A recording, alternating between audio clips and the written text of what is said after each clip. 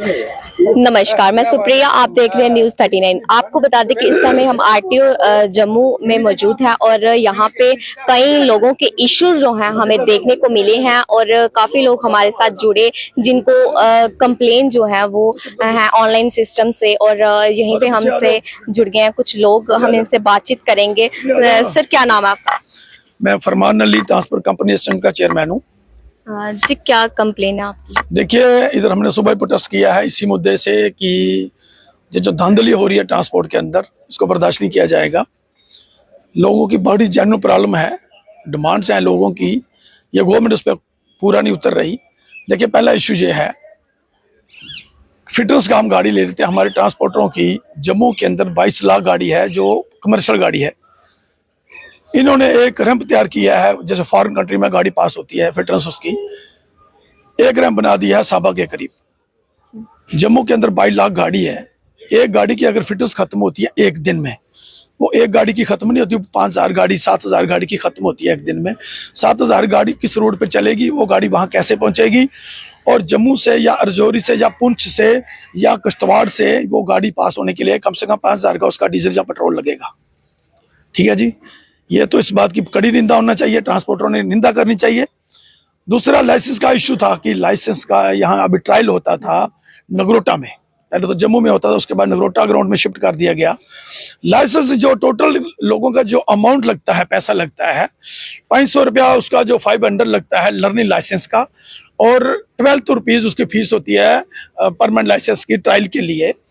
वो भरकर उसका 2000 के अंदर बंदे का लाइसेंस बन जाता था। ठीक है जी। आज प्राइवेटेशन जो है, इसका मतलब क्या निकलेगा ये लोगों को अभी पता नहीं है। एक तो इन्होंने यहाँ उसको शिफ्ट कर दिया गया, ट्रायल को शिफ्ट कर दिया कोर्ट रोल के आगे। जम्मू से वो 35 किलोमीटर दूर है। हमारे नौजवान साथी, हमारे स्टूडेंट बच्चे जो यूनिवर्सिटी से, कॉलेज से आधा घंटा 20 मिनट निकाल के जाते हैं ट्राई देने के लिए, अपनी क्लास मिस करके, एक तो उनका जाना बड़ा मुश्किल हो जाएगा। जो बॉर्डर से जहां जहां तक जम्मू डिस्ट्रिक्ट है, बॉर्डर एरिया पड़ता है, वहां से लेकर उस ट्रायल बोर्ड तक 70-80 किलोमीटर बनता है। वो स्टूडेंट या वो कैंडिडेट कैसे पहुंचेगा वहां, ये बड़ी मुश्किलात है। हमारा कहना है कि हमारे ऑफिस, जहां आरटीओ ऑफिस जम्मू है, इसके साथ हमारी गवर्नमेंट ने, उस वक्त नेशनल कॉन्फ्रेंस की सरकार थी, और उन्होंने यही कहा था कि इसके साथ एक 4 कनाल का प्लाट लिया जाएगा और वहां ही ट्रायल होगी। अब वो ग्राउंड की आप वीडियो बना लें, वो ग्राउंड खाली पड़ा हुआ है, 4 कनाल का प्लाट बिल्कुल खाली है। ये क्या साबित करना चाहते हैं? क्या उस ग्राउंड को साफ करा के वहां ट्रायल क्यों नहीं हो सकती? क्योंकि जम्मू एक मेन रीजन सिटी है, चारों तरफ से लोग वहां आ सकते हैं। एक तो दफ्तर पास में आरटीओ ऑफिस, ग्राउंड जो ट्रायल ग्राउंड भी साथ में होगा, उसको लोगों को ज्यादा रिलीफ मिलेगा। तो हमारी गुजारिश है कि वहां मिस करके वहां कुछ और बनाए, यहाँ ट्रायल ग्राउंड रखें। लोगों को बड़ी दिक्कत हो रही है। तीसरा इशू हमारा ये था, आधार बेस जो इन्होंने ट्रांसफर की थी, आधार बेस। मैडम, मैं आपके चैनल के थ्रू ये लोगों को मैसेज देना चाहता हूँ, बंदे की डेथ हो जाती है, आधार कार्ड की डेथ नहीं होती, टेलीफोन की डेथ नहीं होती। टेलीफोन जिंदा रहता है, आधार कार्ड उसका जिंदा रहता है। उसका दूसरा, उसका भाई बहन बेटा उस आधार का मिस यूज कर, अभी इसकी तहकीकात करवाएं। कोई भी एजेंसी अगर मेरी बात सुने वो तहकीकात करवाए। लाखों गाड़ियां ट्रांसफर हो चुकी हैं जिनके ओनरों की डेथ हो चुकी है। मैं चाहता हूं उनके सिग्नेचर कौन कर गया है। ये बहुत बड़ा इश्यू है गवर्नमेंट के लिए।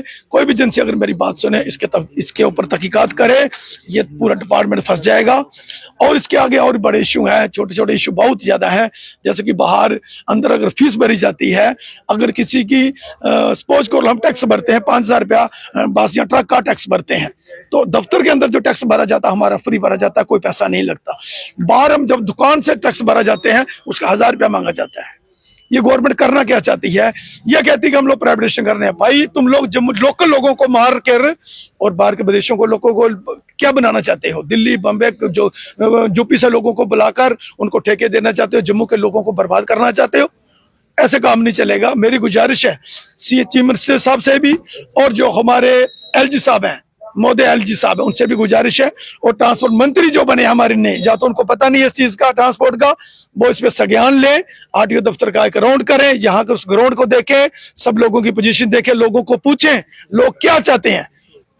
ये बहुत बड़े इशू है। मेरी गुजारिश है कि इस मसले को सॉल्व किया जाए। नाम क्या है आपका? मेरा नाम अनिल कुमार है जी, और आपको किस चीज का इशू यहाँ पे आ रहा है? सिस्टर, ऐसा है, मेरे पास ऐसे ही व्हाइट कलर की स्विफ्ट डिजायर है, व्हाइट प्लेट वाली। जो 15 का मैन्युफैक्चर है और 16 का जो मॉडल है। 2024 तक मैं उसका आराम से इंश्योरेंस करता था और मुझे कोई प्रॉब्लम नहीं हुई। जब इस साल मुझे दिसंबर में उसका इंश्योरेंस जो था वो ड्यू हो गया था, तो मैंने अपना कंपनी में गया, मैंने उनको बोला इंश्योरेंस करना है, तो उन्होंने मुझे बोला कि इस गाड़ी का इंश्योरेंस नहीं हो सकता है। मैंने कहा क्यों?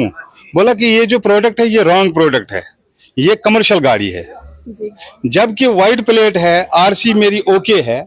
ऐसा हुआ क्या था कि जो परिवहन ऐप मतलब जो डिजिटलाइजेशन हमारी ऐसी हो गई है कि ये एक मुसीबत बन गई है, क्योंकि एक अगर आपने गलती की है तो इसको सुधारने के लिए भी आपको एक दिन में होना चाहिए।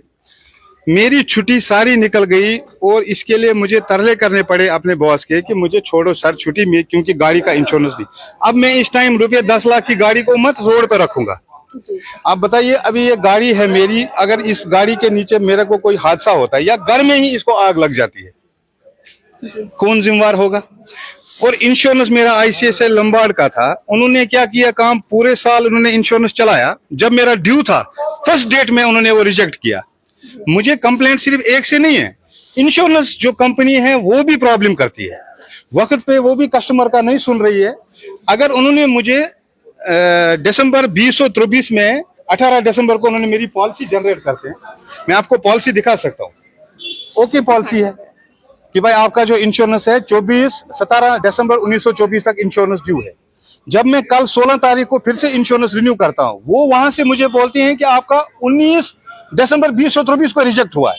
10,000 रुपये उन्होंने मेरा इंश्योरेंस लिया है। ठीक है, ठीक है। अब ऐसा है, ये प्रॉब्लम मैं मान लेता हूं, मैं तो थोड़ा चलो पढ़ा लिखा हूं, ये मेरे साथ ऐसा हो रहा है। जो ये हमारा तबका है, इसमें ट्रांसपोर्टर भी आता है, इसमें वो तबका भी आता है जो बेचारे पढ़े लिखे नहीं है, उनको कितनी मुश्किलात का सामना होगा।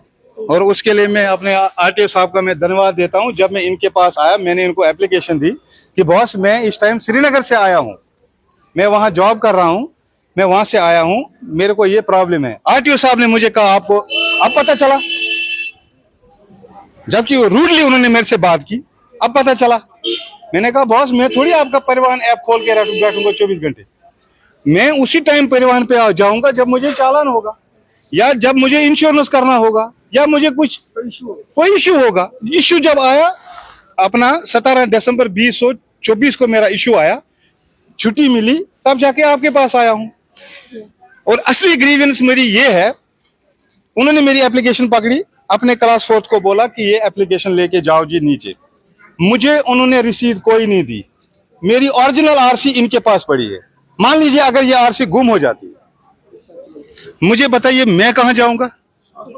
मेरे पास जैसे कि सबने अपनी अपनी जो कंप्लेन है वो रखी है हायर अथॉरिटी से, और यही इनकी डिमांड्स रहेंगी कि इनकी डिमांडों को जो है वो पूरा किया जाना चाहिए। और जिस तरह से नगरोटा में जो है वो ट्रायल होती थी, अब जो है कोट बिलवार जम्मू में होगी, और यही लोगों की डिमांड्स हैं कि वहाँ पे जो है वो काफ़ी दूर पड़ जाएगा लोगों को, और जो वहाँ पे नहीं तो यहीं पे जो है की जानी चाहिए ट्रायल के लिए। बच्चे जो हैं वो काफ़ी उनको दिक्कतों का जो है सामना करना पड़ेगा। आप अपनी राय भी कमेंट बॉक्स में जरूर रखें, और ऐसी बड़ी अपडेट्स के लिए देखते रहिए News 39।